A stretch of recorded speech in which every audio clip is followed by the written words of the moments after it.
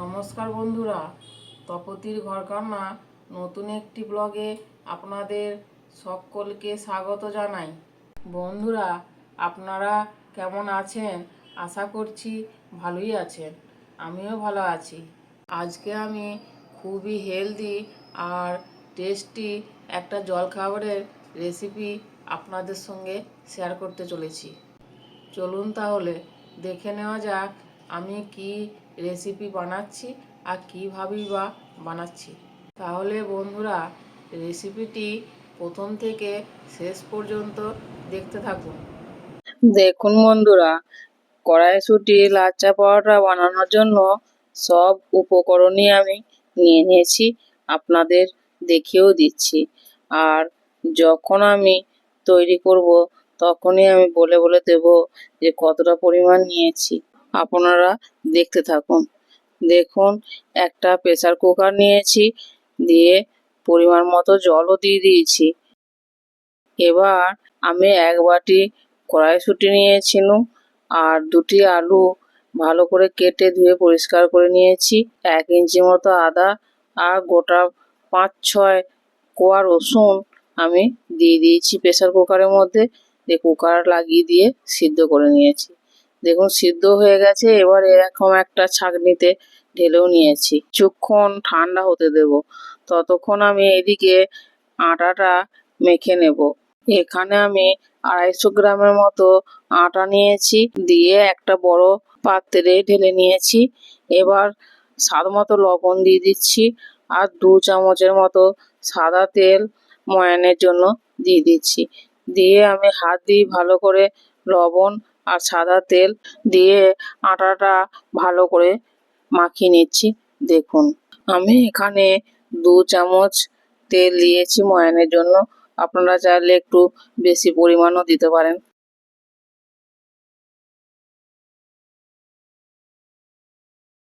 দেখুন, আপনাদের দেখিয়ে দিচ্ছি। তেলটা দেওয়ার পর এইভাবে আমি অনেকক্ষণ ধরেই মেখে নিয়েছি। দেখুন, ময়ান দেওয়া হয়ে গেছে। এবার আটাটা আমি জল দিয়ে মেখে নেব, তাই অল্প অল্প করে জল দেব আর মেখে নেব। একবারে বেশি জল দেওয়া যাবে না, অল্প অল্প করে জল দিয়ে আটাটা মাখতে হবে। বন্ধুরা, আমি এখানে আটা নিয়েছি, আপনারা চাইলে কিন্তু ময়দা দিয়েও করতে পারেন, আবার আটা ময়দা দুরকম মিশিয়েও করতে পারেন। আমি এখানে যে আটা দিয়ে রুটি খাই সেই আটা দিয়েই লাচ্চা পরোটাটা বানাবো। দেখুন, বেশ কিছুক্ষণ ধরে এইভাবেই আটাটা ভালো করে ঠেসে ঠেসে মেখে নিয়েছি। দেখুন, আপনাদেরও দেখিয়ে দিচ্ছি কিরকম মাখাটা হবে। খুব নরমও নয়, আবার খুব শক্তও নয়। লাচ্চা পরোটা যদি হেলদি করতে চান তাহলে আটা দিয়ে করাই ভালো। দেখুন বন্ধুরা, আপনাদের দেখিয়ে দিচ্ছি কিরকম মাখাটা হয়েছে। এবার হাতে একটু সাদা তেল নিয়ে উপরটা মাখিয়ে রেখে দিচ্ছি, তাহলে আটাটা খুব নরম থাকবে, শুকনো হয়ে যাবে না উপরটা। এবার এই আটা মাখাটা ঢাকা দিয়ে কিছুক্ষণ রেখে দেব। এবার পুরটা তৈরি করার জন্য সবুজ মটর, আদা, রসুন আর আলু যে সিদ্ধ করে রেখেছিলাম সেটা ঠান্ডা হয়ে গেছে। একটা মিক্সিং জারে ঢেলে নিচ্ছি, নিয়ে এটা পেস্ট করে নেব। পেস্ট করা হয়ে গেছে, দেখুন আপনাদেরও দেখিয়ে দিচ্ছি। এবার এই পেস্টটাকে একটা বাটিতে ঢেলে নিচ্ছি। এই আলু মটরশুঁটি পেস্ট করার সময় কিন্তু কোনো জল দেওয়া চলবে না, পুরো পেস্টটাই কিন্তু আমি একটা বাটিতে ঢেলে নিচ্ছি। দেখুন বন্ধুরা, পুরোটাই কিন্তু বাটিতে নিয়ে নিয়েছি।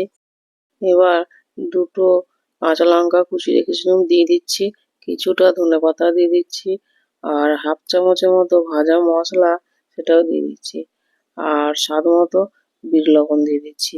আমি এখানে বিট লবণ দিচ্ছি, আপনারা এমনি সাদা লবণও দিতে পারেন। দিয়ে সব উপকরণই আমি একসঙ্গে হাত দিয়ে ভালো করে মিশিয়ে নিচ্ছি। এই মাখাটা প্রথমে একটু চটচটে মনে হবে, তারপরে রেখে দিলেই দেখবেন ঠিক হয়ে যাবে। দেখুন, আপনারা দেখে দিচ্ছি মাখা হয়ে গেছে। এবার আটাটা ঢাকা খুলে নিচ্ছি, নিয়ে এবারে লেচিগুলি তৈরি করে নিতে হবে। ঢাকা খুলে আটাটা আর একবার মেখে নিচ্ছি, দিয়ে এর থেকে আমি বড় বড় 3টি লেচি করে নেব। আমি মিডিয়াম সাইজের লেচিগুলি করছি, আপনারা চাইলে আরো বড় বড় করে নিতে পারেন, আরো বড় করলে অসুবিধা নেই। এবার একটা লেচি নিয়ে হাত দিয়ে এইভাবে গোল করে নিচ্ছি, দিয়ে কিচেন স্ল্যাবের উপর আমি বেলে নেব। দেখুন স্ল্যাবটা কিন্তু পরিষ্কার করে দিয়েছি। এবার কিছুটা ময়দা বা আটা ছড়িয়ে দিচ্ছি, দিয়ে এবার বেলে নেব। লেচিটা যেরকম বড় হয়েছে সেরকম কিন্তু বেলাটা একটু বড় করেই বেলতে হবে। আমি এখানে আটা দিয়ে বেলছি, আপনারা চাইলে তেল দিয়েও বেলে নিতে পারেন, অসুবিধা নাই। এটা কিন্তু খুব বড় করেই বেলতে হবে, রুটির থেকেও বড়, কিন্তু খুব পাতলা হবে না বেলাটা। দেখুন আপনাদেরও দেখিয়ে দিচ্ছি, এইভাবেই আমি বেলে নিচ্ছি। দেখুন আপনাদেরও দেখিয়ে দিচ্ছি। কিচেন স্ল্যাবের উপর বেললেই কিন্তু এত বড় বেলা যাবে, চাকতি বেলনি হলে ভালো বেলা যাবে না।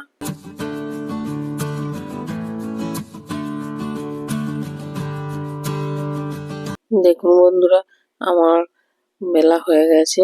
এবার যে পুরটা তৈরি করে রেখেছিলাম সেটা এই রুটির ওপরে দিয়ে দিচ্ছি, দিয়ে এইভাবে পুরোটাই কিন্তু লাগিয়ে দিতে হবে এই রুটিটাতে। আমি হাত দিয়ে এইভাবে পুরো রুটিটার ওপর লাগিয়ে দিচ্ছি, আপনারা চাইলে কিন্তু চামচে করেও লাগাতে পারেন।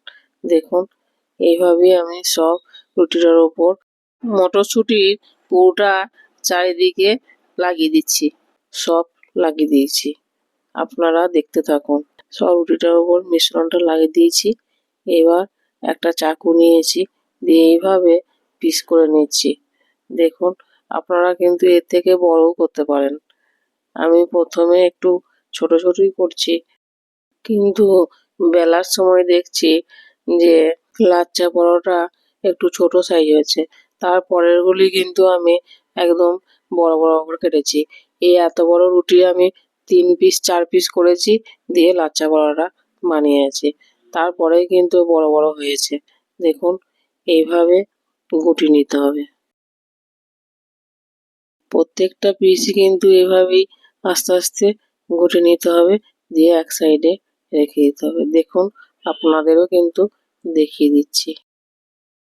বন্ধুরা একবার হলেও কিন্তু এইভাবে বানিয়ে খাবেন, দেখবেন টেস্ট কিন্তু দুর্দান্ত হবে। একবার বানিয়ে খেলে এর টেস্ট ভুলতেই পারবেন না, বারবার বানাতে ইচ্ছে করবে। দেখুন বন্ধুরা সব পিসগুলি কিন্তু এইভাবে আমি গড়িয়ে গড়িয়ে রেখে দিয়েছি। দেখুন এরপর একটা করে নেব আর বেলে নেব, আপনাদেরও দেখাবো। প্রথমে একটা লেচি নিয়েছি, নিয়ে এইভাবে আমি হাতে করে চেপে দিচ্ছি, দিয়ে আমি আটা দিয়ে বেলে নেব। আটা দিয়ে বেললে একটু বড় করে বেলা যাবে, আর আপনারা যদি চান তো তেল দিয়েও বেলতে পারেন, যেটা দিয়ে সুবিধা হবে সেটা দিয়েই বেলবেন। দেখুন বন্ধুরা এইভাবেই কিন্তু হালকা হাতে বেলতে হবে, খুব বেশি চাপ দেওয়া চলবে না, চাপ দিলেই আলুর পুর বেরিয়ে যেতে পারে। এইভাবেই আমি সব একে একে বেলে নিচ্ছি আর আপনাদেরও দেখিয়ে দিচ্ছি। দেখুন একটা বেলা হয়ে গেছে, এবার একটা থালা নিয়েছি, এর ওপর রেখে দিচ্ছি। প্রথমবারে যে কটা পিস হয়েছিল সেগুলি সব বেলে নিয়েছি। এবার গ্যাসে তাওয়া বসিয়ে দিয়েছি, হালকা গরম হয়ে গেছে।